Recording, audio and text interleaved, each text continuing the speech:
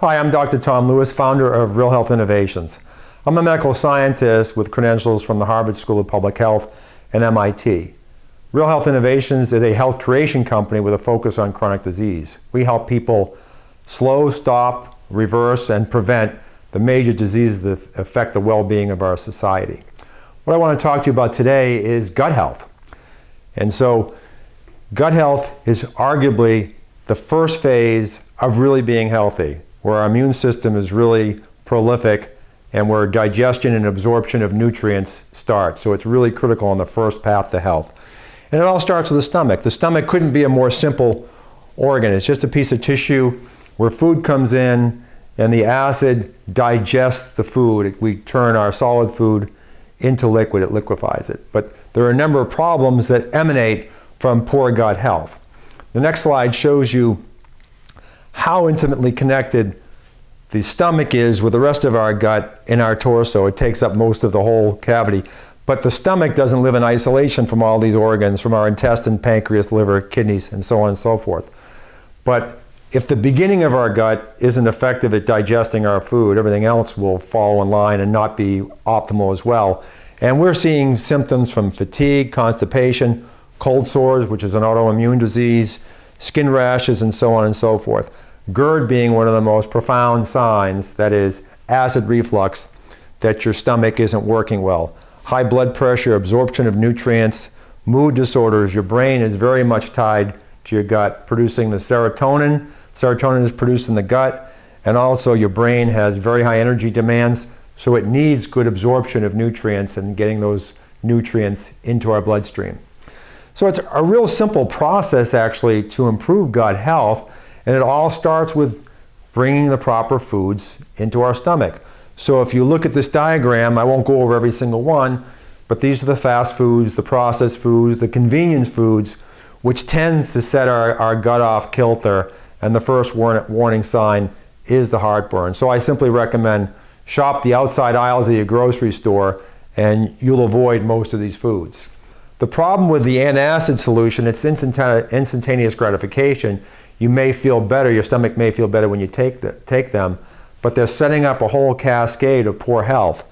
What happens is your stomach needs good bacteria to digest, and good bacteria have evolved to love strong acid. So when you reduce the acid, you reduce the amount of good bacteria you have in your gut that aids in digestion. Acid, the strong acid, kills bugs in the food. So think about a raspberry from Guatemala. There are little bugs there. If you look under a microscope, there just are. But when you eat them and you have good strong acid, they're instantaneously killed. So acid dissolves minerals. When you think about a mineral, think about a rock. They're hard to dissolve. But good strong stomach acid, which these things eliminate, help you dissolve those minerals. If you want the calcium in your bones, it has to be dissolved and made bioavailable first. Acid converts proteins to amino acids. We have a very robust immune system, and one of the things our immune system looks for is foreign invaders. For example, a virus. And what is a virus? It's just a short piece of protein.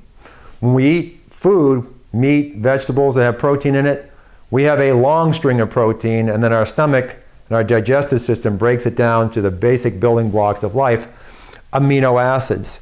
When we have amino acids, our body doesn't react to it, but if proteins that aren't properly broken down can get through our gut into our bloodstream, our body may trigger an autoimmune reaction to that. That may wind up being fatigue, it may be a skin rash or any other autoimmune disease. And having acid triggers bile to dissolve fat. So bile out of our gallbladder is basically the dishwashing detergent that cuts the grease off your plate. So you need to have the bile so you don't feel that bloating feeling. So the problem is, particularly with these over-the-counter and prescription antacids, is once you're on them, they're very difficult to get off. Because what happens is they suppress acid production, and then when you stop, you have this flood of acid ready to be produced, and it comes on you like a volcano. So it's very painful, and what do? You reach for another tablet to solve your problem. But this drug creates that cascade of health issues that I talked about earlier. So you must get off your proton pump inhibitors. So here's how you get off. First of all, realize that the FDA approved these drugs for for only short-term relief, 2 to 4 weeks, but people have been on these now for decades and we're seeing severe health consequences. Slowly reduce your dose. Day in and day out, whether it's a capsule or a pill, take less and less on a daily basis.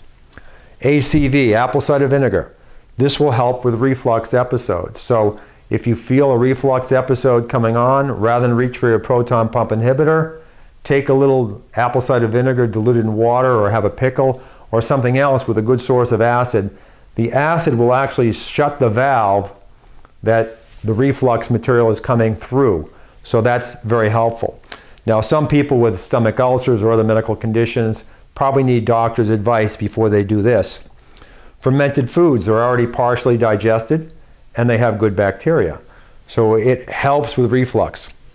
Now, we recommend Pepto-Bismol as a stopgap. Pepto-Bismol, unlike antacids, doesn't reduce the amount of stomach acid. It just provides soothing and coating. And one source of the whole stomach upset to start with could be a bacteria called H. pylori, and the bismol part, which is bismuth, actually reduces H. pylori. I just want to point out it will be difficult to get off your proton pump inhibitor if you've been on it for a long time, and it may even be painful.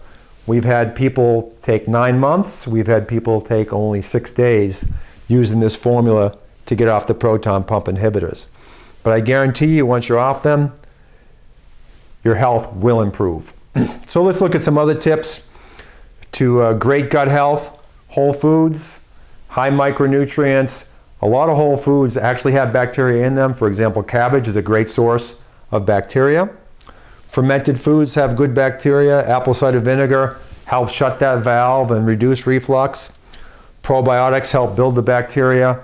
Prebiotics, foods that don't have a lot of calorie value to us, but have good value to the bacteria in our gut. Pepto-Bismol, use that instead of antacids. Some people may have food allergies, so they can do all these things and still have problems in the gut. They need to be investigated further. Sometimes people whose gut have gone, quote, gray, they've lost all their bacteria, may need a supplement with digestive enzymes to sort of help reestablish that good milieu. And if you have something like Crohn's or irritable bowel, food restrictions may help that, but you may need to see a healthcare specialist to solve that problem. That's more complex. So my name is Dr. Tom Lewis with Real Health Innovations. We have to consider the connectedness of all our health, and it all starts with the foods we take in and how well it's digested and absorbed. I hope you found this video instructive. Thank you for your time.